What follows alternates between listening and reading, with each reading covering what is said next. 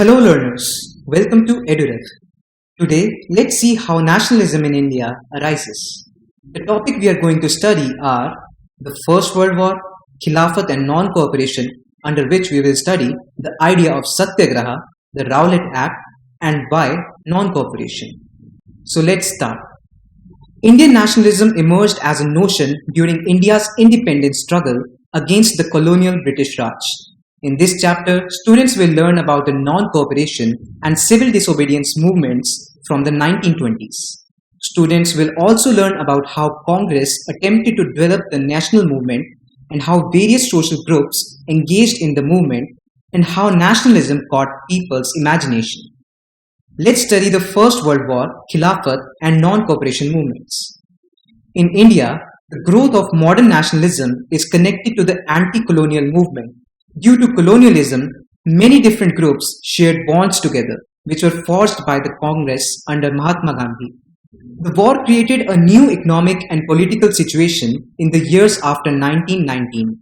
Income tax introduced and the prices of custom duties were doubled between 1913 and 1918, which led to a very difficult life for the common people. Villages were called upon to supply soldiers, and the forced recruitment in rural areas caused widespread anger. In 1918 to 1919, crops failed in India, resulting in the shortage of food accompanied by an influenza epidemic. According to the census of 1921, 12 to 13 million people perished as a result of famines and the epidemic. At this stage, a new leader appeared and suggested a new mode of struggle.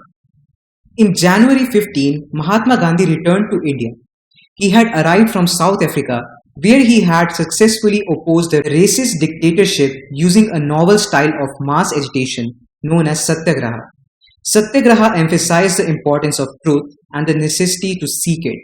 It implied that if the cause was just, if the struggle was for justice, then the physical violence was not required to combat the oppressor. A satyagrahi could win the conflict via non-violence without seeking revenge or being aggressive. This could be accomplished by appealing to the oppressor's conscience.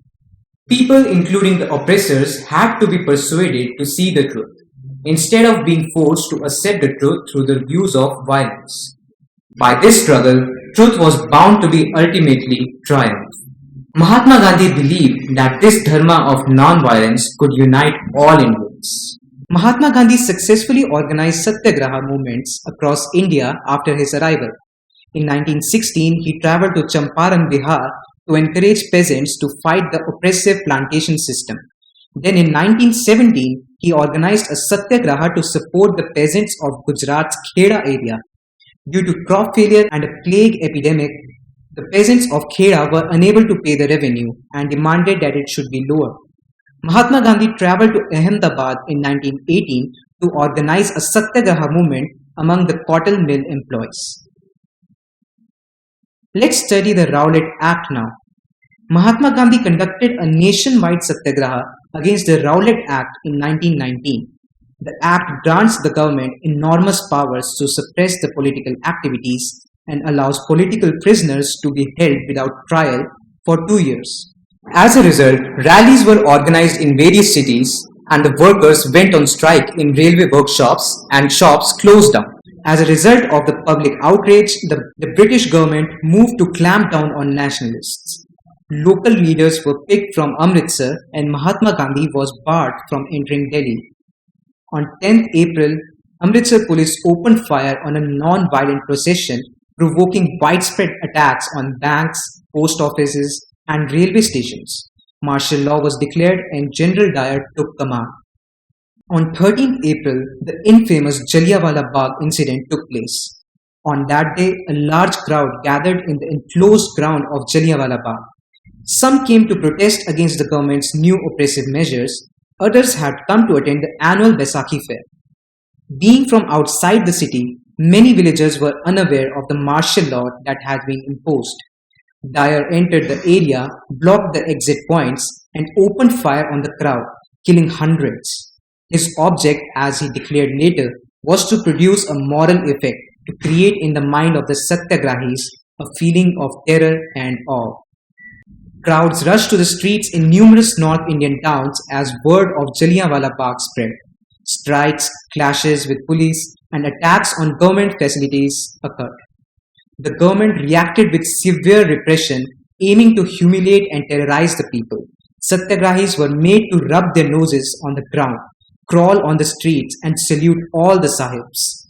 People were flogged, and the villages near Gurjanwala in Punjab, now in Pakistan, were bombed. As the violence escalated, Mahatma Gandhi ordered a halt to the movement. Mahatma Gandhi then took up to the Khilafat issue by bringing Hindus and Muslims together. Rowlatt Satyagraha was a widespread movement but still limited to cities and towns. There was a need to launch a more broad-based movement, which was the Khilafat issue. A Khilafat committee was formed in Bombay in March 1919. It was an opportunity to bring Muslims under the umbrella of the unified national movement. In September 1920, Mahatma Gandhi convinced other leaders of the need to start a non-cooperation movement in the support of Khilafat as well as for Swaraj. Now, why non-cooperation movement happened? In his famous book Hindi Swaraj 1909, Mahatma Gandhi declared that British rule was established in India with the cooperation of Indians and has survived only because of this cooperation. If Indians refused to cooperate, British rule in India would collapse within a year and Swaraj would come.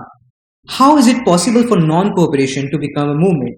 Gandhiji proposed that the movement can be carried out in stages. It should begin with the surrender of government-awarded titles, followed by a boycott of civil services, the army, the police, the courts, and the legislative councils, schools, and foreign communities.